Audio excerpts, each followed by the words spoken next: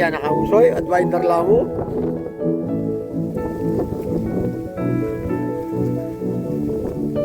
Sa lungsod din mo,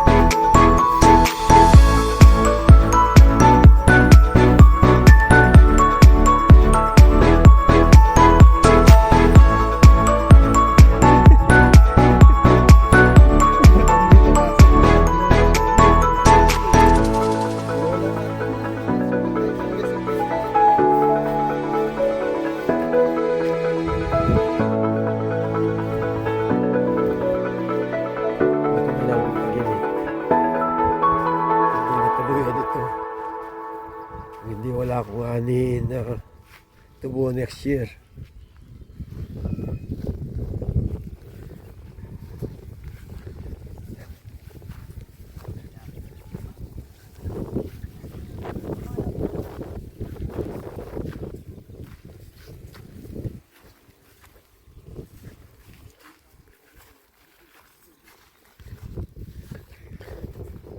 Ito naman po kaya nakalbo dahil pinalagyan ko ng ipot ng manok. Napakapal itong ipot ng manok din tsaka bandero sa gitna, kaya tuloy yan nakalbo. Kaya hindi rin maganda yung sobrang dami ng paglalagay ng ipot ng manok. Parang ano yan, parang kung di mo susubukan, hindi mo malalaman ng resulta. Tulad nito, kaano next magtatanim, huwag nang maraming ipot ng manok. Kaya tignan nyo, parang tumubo. Ayan, kalbo talaga. Ayan o.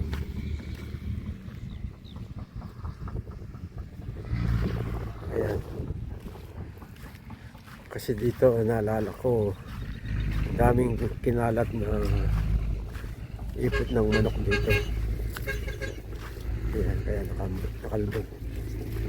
Pero kung tutusin itong portion na to, dahil pinakadena ko to kadena itong itong paglalagay ng tip-tip. Tingnan nyo yung tumubo. Ayan makapal siya dahil kadena siya. Ayan.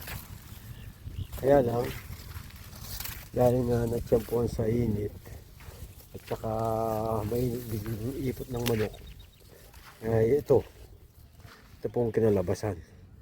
Kaya lesson na learn. Sa susunod alam mo na yung gagawin mo. Yung sa kabila, yung kanina, yung unang video kanina, yun po, natapos na namin yun. Kaya ipot kami din kaya lang hindi namin kayang tapusin ito dahil oras na. Yung mga kapatid ko, yung dalawang kapatid ko, bukas na lang daw. Ako bukas pupunta ako ng Subic, Zambales. Kaya sila na lang magtutuloy bukas.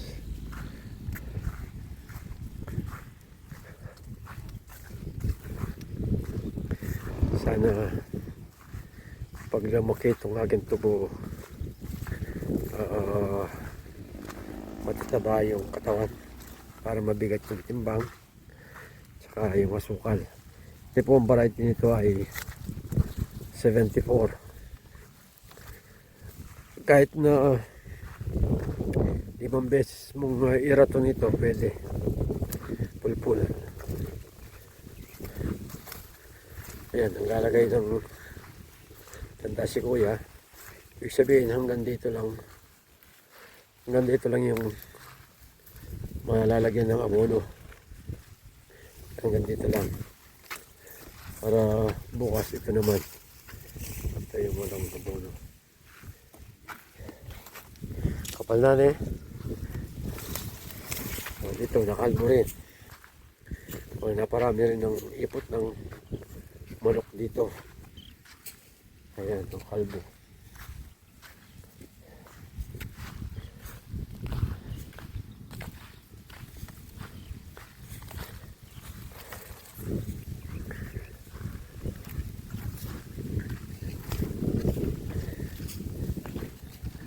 Pagkus, hindi naman purong ipot ng manok ito eh. Ano ito eh, yung ipa. Oh, yun oh. Pero mainit din pala ito. Kaya dapat, kung maglalagay ka nito, either after 6 months o 1 year, dun mo siya gamitin.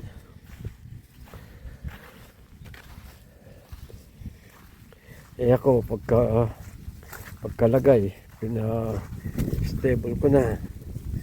Tapos after 1 week, tanim na ako ng tubo. Katapos, yung init mula January hanggang April, napakainit. Nasunog po yung tubo. Kaya buti na lang ito nag-survive. Kahit konti lang. Konti lang naman yung hindi tumubo. Pero yung isang dako ron, yung unang-una kong pinatanim, talagang halos kalahati nasunog sa init. Ang ganda pa naman ng tubo. Yun eh, dahil malalaki noon, nilagyan na namin ng abono para sana tuloy-tuloy. Kaso, ayun, nadali ng init ay nasunog. Ngayon, nagre-recover siya. Pero, marami na po yung namatay. Kaya pag dumadaan ako doon, parang ayaw ko tumingin. Yan guys, natapos na namin yung kabila. Tapos yung isa pa, halos nakalati namin. So bukas naman, pagod na yung aking mga kapatid. Ito po yung natapos namin kanina.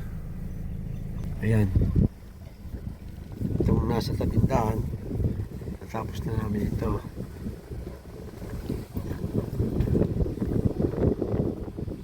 Yung sa kabila, palahati pa bukas.